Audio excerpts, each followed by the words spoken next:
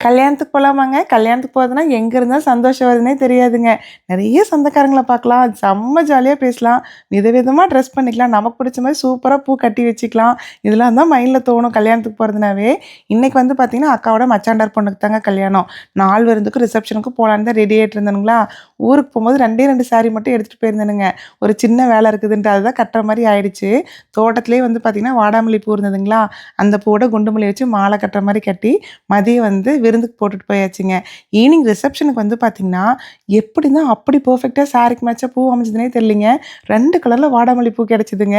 அங்க பாருங்களேன் சாரிக்கும் அதுக்கும் எவ்வளோ மேட்ச் இருக்குதுன்ட்டு. கொஞ்சம் கூட வித்தியாசமே தெரியலைங்க.